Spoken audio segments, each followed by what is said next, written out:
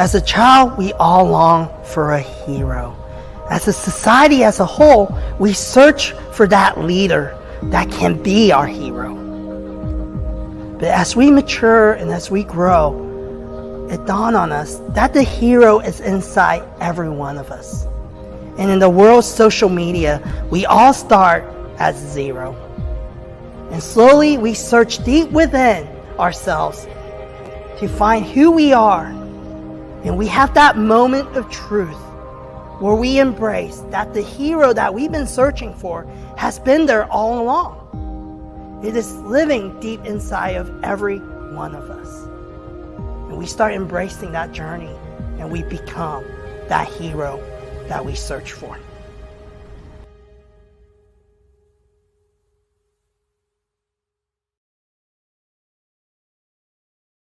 Good morning, everybody, and welcome to episode 104 of Zero to Hero, presented by J29 Creative Group. We are back at it. We're coming back at you with guests. Going to try to be out here every Tuesday and Thursday, bringing you the leaders from the city, giving you their awesome stories. And we are joined by another one today. She is the president and the CEO of Prep KC. Her name is Susan Wally. So let's go ahead and bring her in. Susan, how are you this morning? Well, good morning. How are you, Gino? Oh, I'm doing wonderful. Thank you for joining me this morning. And before we get into anything here, what is Prep KC? Tell everybody out there what you guys do, what you got going on. Well, you've asked me about my favorite subject, so happy to talk about it. Prep KC is a nonprofit that I founded 18 years ago. Hard to believe, it's been quite a journey.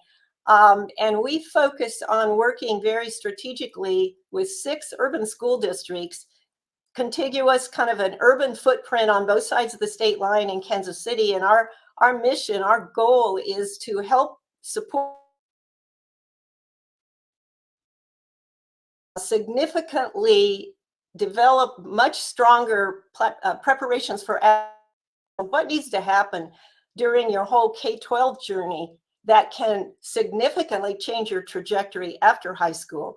And you all would know that our urban school districts educate high numbers, high proportions of Black and Brown students, kids that come from lower income communities, first generation English speakers, first generation college goers.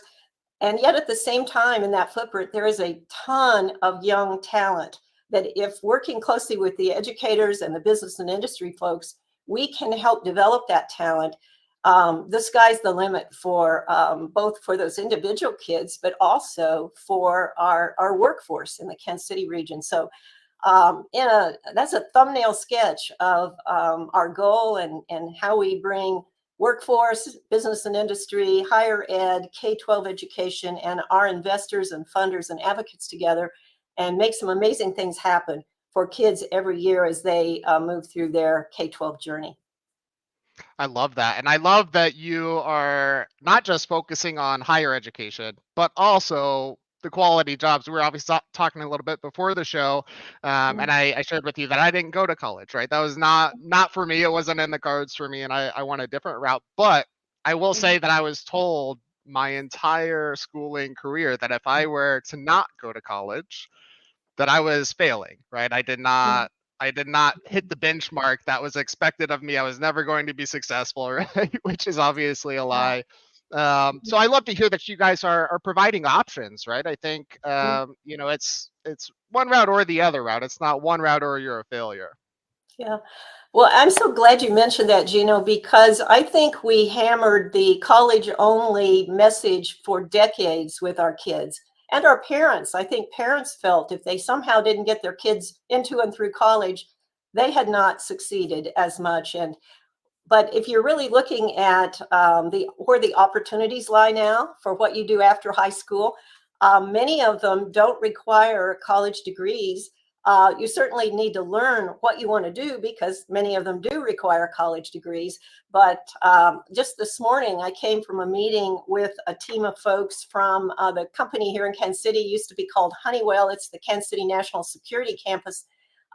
It's a huge engineering and skilled trades production operation, and they are really looking for talent, especially on the skilled trade side. And as I've had the opportunity to get to know the company and the leadership there, there are some amazing high-paying jobs. They are hiring some of the kids right out of the career pathways that we're involved in, like advanced manufacturing. And they are a great company for doing that because they hire right out of high school, but they offer tuition reimbursement so that you can incrementally go back to college and get additional credentials, or ultimately a degree. They assign mentors from the company to these new young, freshly minted high school kids that may be going to work for them. And there's really an emerging pipeline now for high success jobs. And these are jobs that, in some cases, right out of high school, they're paying over $50,000 a year with 401ks, with healthcare, with all the benefits that kids, especially from the population of communities that we work with. This is a very big deal, and we certainly make sure that they don't think this is a terminal point, that they can continue to stack their credentials and get more preparation and education and build a whole career at this company or in other companies that do this kind of work. I love that. Yeah, no, it's 100% true. And if you kind of look at, like you said, kind of where the country is going, right? The lack of skilled labor that's out there, definitely gonna be even more high paying probably in the next 10 to 15 years as those Mhm. numbers dwindle. So you guys are obviously doing a ton with exposing people to the options that are out there as far as quality jobs are concerned. What are some of the programs that you guys do as far as getting, showing the kids the higher education side of that and kind of getting them to that point? Yeah, we're fortunate now that we've been at this work for quite some time, to have over 250 companies in the region that will work with us in different ways, send their volunteers to talk to kids and host worksite visits. On the higher ed side, we have, I think now, 31 higher ed institutions between Manhattan, Kansas, and Columbia, Missouri, that engage with us in many different ways. Some just the basic engagement of maybe coming to a college fair that we work with the school district and the high schools to host. But some of them really will orchestrate really amazing campus visits. And these, we work with them to create the experience for kids on the campus. It might be a bus ride out away from Kansas City, or it might be right here in our Kansas City region. But it's more like a half a day or a day on campus. So it isn't just kids on a bus riding through a campus. There's the library, there's the student union. It's really an immersive experience where kids get acquainted with what is college, who are the people that you will expect to connect with as you get ready to think about who's a registrar, who's the dean of students, how do you pick a major. And they walk away with a much bigger view of the possibilities of college, but also having met people on that campus. And we do our best, and our college and university partners do their best to help the kids meet kids that look like them on the campus so they can see themselves belonging there, if that Yeah. becomes their path. Like you and I said earlier when we were talking, if you want to become a doctor, you probably need to go to college. So it's a good place to start your journey, both in high school and in a career path that focuses on healthcare, but then a handoff to a university where that degree will be possible, and then a degree beyond that one, probably in medicine. Yeah, absolutely. Definitely the many years of degrees to hit the doctorate, right? Um, I love that. So I'm going to ask you to put the last 18 years of your life and your passion aside and prep KC and tell us about who you are. Who is Susan Wally? Give us your elevator pitch. Well, I think if you've had the good fortune of finding the career path and the work that you want to do and having it, be one and the same, then it's hard to separate those. Yeah. But I was thinking about the question that you asked me earlier about kind of what has shaped my career. And one of them I actually remember vividly from fourth grade. So I'll tell a fourth grade story because it was pretty pivotal to the decisions I made after. Um, but I went to an elementary school. I'm in a kind of middle-sized town, small city in central Kansas. And I was in fourth grade, and the principal of this little elementary school was actually a teaching principal. And maybe that was something back in the day, but she taught fourth grade, but she was also the principal of the school. And because she had two jobs, she every school year, when a new school year started, she selected a fourth grade student to be her assistant. And she selected me, and that meant I had some extra tasks. If she was teaching and the phone rang, I would answer the phone with the right, identification, and I would relay messages, and I would do things that made me feel very helpful to that principal. And she also, as I reflect back, she was the only woman I had seen who really was doing an important job that I became really familiar with and really admired. So that had a big impression on me as I continued to think about what I wanted to do.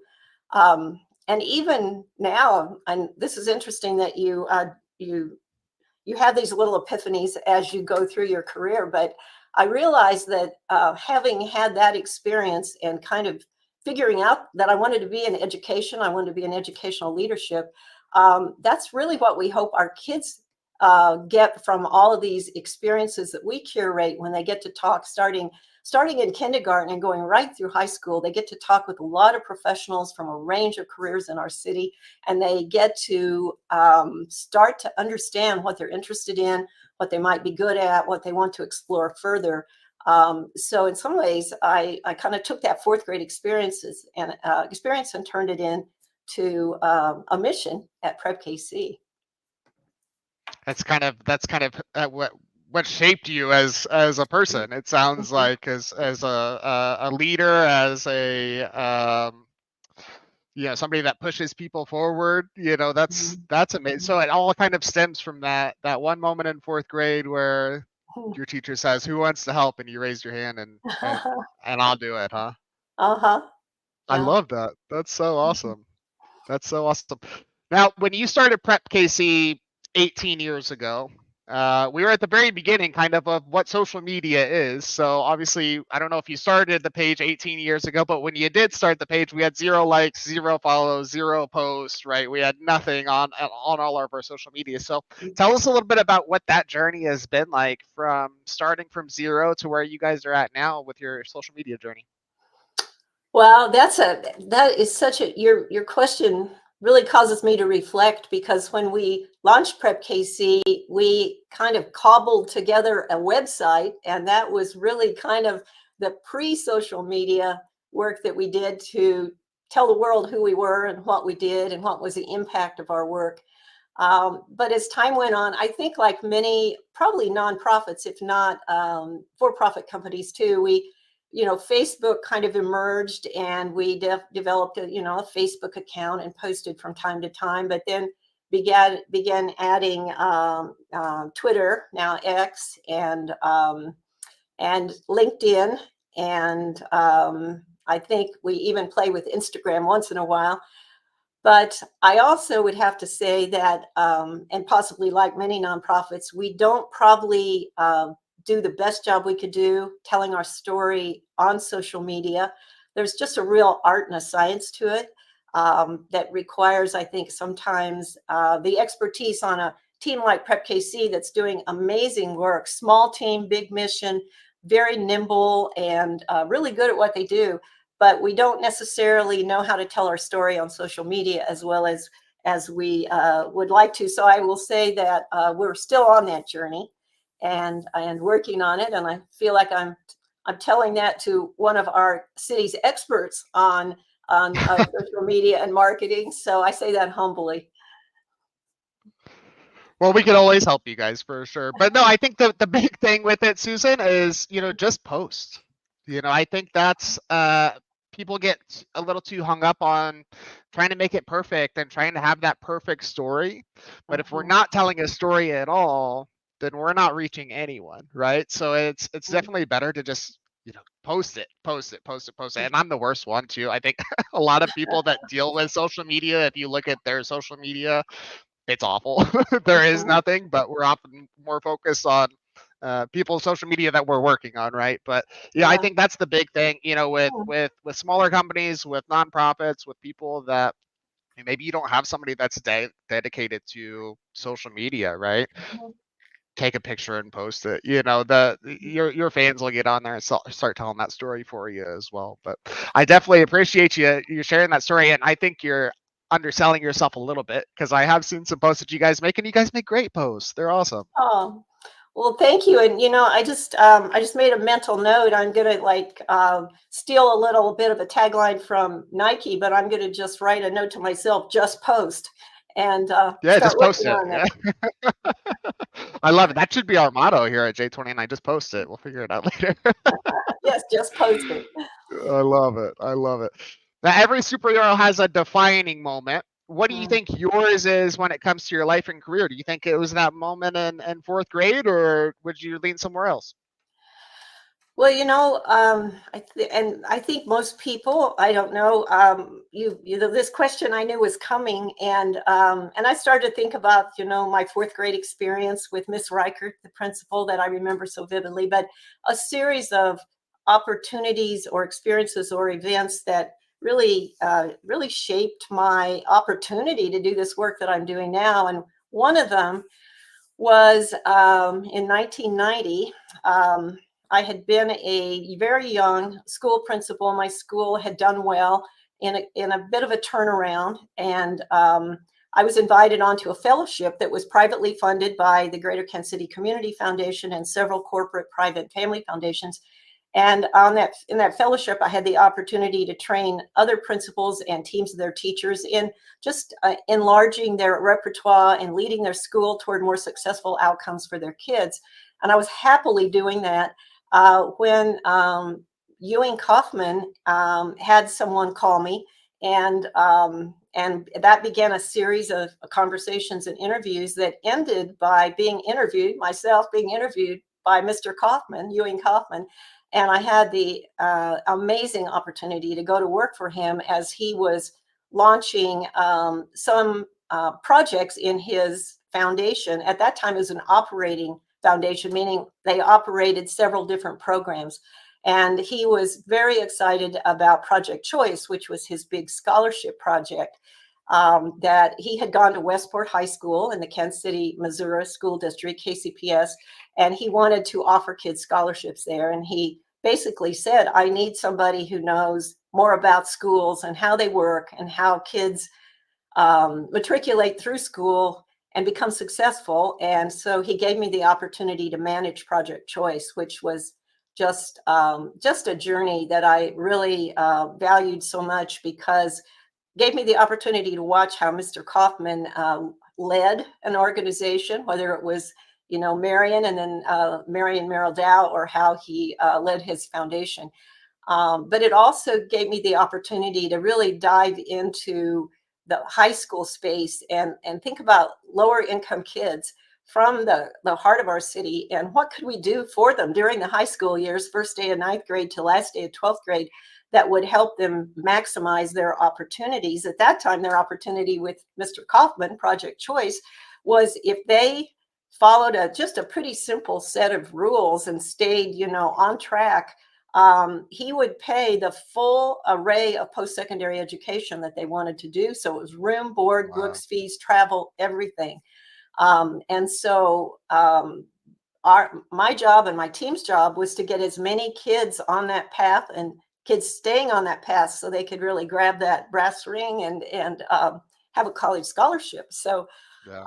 that was transformational for me, because I learned so much about what works and what doesn't work, and also saw the importance of giving kids these kind of opportunities through high school, because I think there's possibly a mindset that kids that have not had a lot of opportunity in their early lives or in their family and community maybe don't have what it takes to go to a high level of career aspirations or post-secondary aspirations.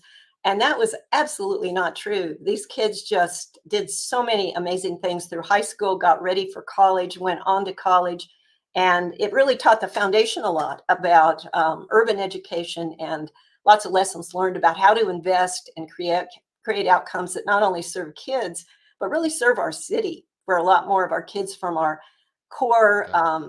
central city communities getting real opportunity and building their futures. Yeah, absolutely. Absolutely. And giving hope, right? I think that's the biggest thing, that it sounds like came out of that. I think the Kaufmans obviously a phenomenal family, always have been in the city, but um yeah, the hope I think is the biggest thing that I heard out of what you just said, that we're given to these kids through everything that you're doing, right? Because as somebody that didn't have any hope to go to college and probably didn't necessarily want to either, but that could have been derivative of not having any hope of going to college, right? Mhm. Um, you start looking at other things, right? And as somebody that grew up partially in the inner city, I know where some of those other routes lead, right? So it is extremely pivotal for the city to have programs like this, right? Where we're going in and we're giving hope and we're steering people in the right direction. Mhm. So we can avoid where we probably were going in the 90s Mhm. when I mean it's so funny. I was just at Team KC training camp last week. They had a speaker come in that was talking about kind of how the city has transformed and and being with people and some other things. But he had mentioned that U2 had shot a music video here in the 90s because they were looking for a post-apocalyptic backdrop. Mhm. Mhm. And in downtown Kansas City in the 90s looked kind of post-apocalyptic. So that's where Yeah. they landed here. So I mean, yeah, if you kind of rewind and think about that, where we were, right, when Mr. Kaufman decided to start this scholarship at Westport High School, which long history high school unfortunately doesn't exist anymore, but Mhm. um, had its struggles off and on to offer that and give those kids hope that probably Mhm. didn't have it before. You can't imagine the ripple effect. It's You know, it's I love, absolutely you huge. know, that you mentioned the word hope because I think it's at the heart of a lot of what we believe we are doing in our work with the school districts and the amazing principals, teachers, and top leaders in the district. I think, all would agree with you that the opportunity to build hope at Prep KC, we kind of call it a future focus. If kids can start to believe they have a future, there's some real evidence that they have learned about some jobs that they would like, some post-secondary education they would like to have, and they start to believe they could do it because a lot of professionals talk to them and higher ed folks talk to them about the potential. And as I mentioned to you in our conversation earlier, when we can offer the kids that we work with the opportunity to talk to professionals and higher ed folks that look like them and in some cases come from the same communities they came from, boy, that's just another big boost to kids creating a future focus about what they could become if they make good decisions and continue to focus on the future. Absolutely, absolutely. And at the end of the day, obviously, it comes down to each individual student. But if they're not being given the tools, right? I mean, it's Right. they've got to take the tools and they got to use them. But if they're not being given the tools, well, I mean, what do we expect them to do, right? There's Yeah. nothing. So it's absolutely vital. Um, Now, Suzanne, all heroes have attributes that kind of define who they are, as do villains. This kind of goes along with what we're talking about here, and which route do you take? So, what are the attributes that you feel really define what a hero is? Well, that's a hard one. I do think the ability to get outside yourself and at least spend some of your time and energy thinking about the needs of others is part of it that I see across the board. And of course, I have the privilege of working with a lot of amazing urban educators, and I work closely with uh, 6 superintendents in our urban school districts, as well as 4 charter school leaders. And then you go out through the ranks and you get to the classroom teachers and the building principals. These people do some really important and really difficult work. And I could go on a little rant about the fact that we don't pay teachers and others in education to the level of their importance to the future of our community. So I won't do that right now. But teachers, along with many other folks in our community, nurses and first responders and a whole array of folks, are kind of my hero because they give some of themselves, to their communities and to their careers, and often are bringing up younger folks and steering them in a positive direction. So that's who I think of when you ask about heroes. I love that. I love it. Yeah, you're absolutely right. We've got incredible everyday heroes here Mhm, in our city, right? From mhm. teachers to first responders, which were on full display, obviously, just recently, Yeah, and how amazing they are, right? Doctors as well as our police and our yeah, firefighters and all our yeah, first responders here in the city. So, yeah, I 100% agree with you. Selflessness, empathy, right? Those are kind of those big things that we're always looking for how we can help, right? How we can get out and mhm. kind of give something to somebody else. So yeah, I think you nailed it. You 100% nailed Yeah, it. yeah. I'm gonna. It's, I was just going to Go ahead. say, just the kind of built-in value system of just leaving the world a better place, Yeah, is part of it. absolutely, absolutely. 1% better every day. There's a lot of a lot of cliche things that we could put out there, but no, I think you're 100% right. I mean, it's just how can we be a giver, right? Yeah, Instead of a taker to the world, right? that's a Absolutely. good one. Yeah. Now, I'm going to ask you kind of the hard one here, Susan. I'm going to ask you to toot your own horn a little bit because what I'm going to ask you is to pick a superhero that best relates to Susan Wally. Okay. And I know it's tough and we don't toot the horn, but I'm going to ask you to do it. And I'm going to ask you to tell us why you picked that superhero. Well, Gino, it may not surprise you to know that I am very much unacquainted with the superhero domains, and so um, that's a hard one for me. I mean, have to go back to and the early years of superhero media. Wonder Woman was pretty Yeah. fascinating to me because she was a woman with superpowers. At the time, I didn't reflect on the transition to like every person has superpowers, and you just have to find them and use them. But I do think having a gender alike role model was important to see that there were other people in the world that thought a woman could be a superhero was a big deal. And it's caused me over the years to reflect on the importance of the opportunity for young women to see women, making big decisions and taking lots of responsibility. Because when I was brand new to public education and just moving from, teacher to principal, and I did the graduate work for a superintendent's credential, um, there weren't very many women even in the superintendency. And I think I saw some data around that time that there was like 7% of the women in the country were public school superintendents. The rest were, of course, men. And so the opportunity for young women to see women in highly responsible roles, important roles, for me is kind of part of that whole Wonder Woman idea that women can do a lot of amazing things if we get started early with role models and confidence and get to explore our skills. I love it. I love it. And she's the most powerful superhero there is, by the way. It's not just she's not just a run of the mill, Captain Wow. Marvel. We're talking about Wonder Woman here. Yeah, she is. I don't know if you've seen the new movies, but I love Gal Gadot's representation of Wonder Woman. Absolutely phenomenal. I 100% agree. The Lasso of Truth. It's all amazing. She's a great character. So, You're going to make Susan, me go watch those movies now, aren't you?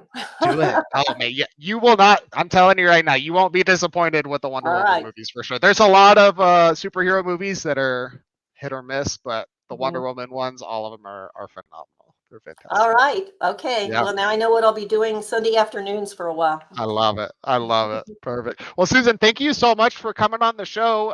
How can people keep up with you guys? How can they get involved with you if that's something they want to do? Where can they find you guys?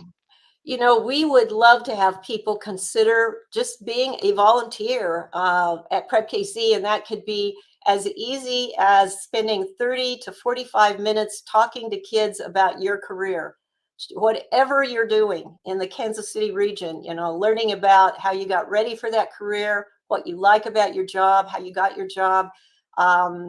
And so you can find us at prepkc.org, and as well as on our Facebook and Twitter account. Reach out to me and I will connect you with one of the brilliant people on my team who help professionals from all around the city. We had almost 1,100 folks last year in the last school year talking to kids about their careers. And by the way, it's very easy to do. A lawyer friend of mine said, really, that sounds fun, because who doesn't like to talk about themselves for 30 minutes? And so, and most of our volunteers are wonderful. They come back and do multiple sessions when their time permits. So it's very easy to sign up, match a time, and you can either do it in person at a school where we orchestrate an event where professionals can talk to kids, elementary, middle schools largely, and or you can do it on our Connector platform, which is a Zoom-based platform where you Zoom into a classroom and talk to the whole classroom about your career. So when a teacher says, my kids want to talk to we're doing a unit in science on chemical reactions, and we helped match a chemical engineer who demonstrated a chemical reaction for kids over the Zoom platform. So all kinds of things can happen. And we'd love to have more volunteers, because the need is growing. Teachers are asking for more of those, and kids are asking for more.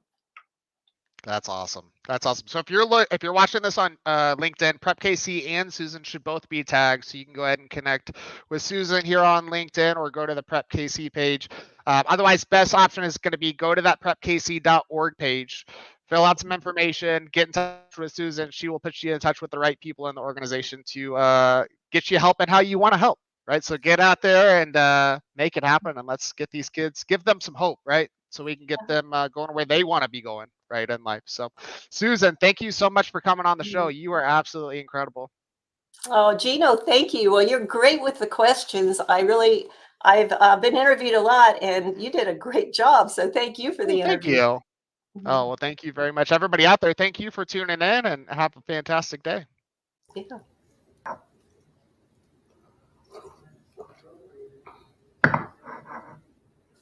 Hey, are we still live? Hey guys, we're still live. Hey guys, this is Kevin Kwok, founder of J29 Creative Group. So who are we? We're a marketing agency here in Kansas City. We're all about a holistic approach to marketing that builds your brand and nurtures online community. But to be honest with you, you guys don't care.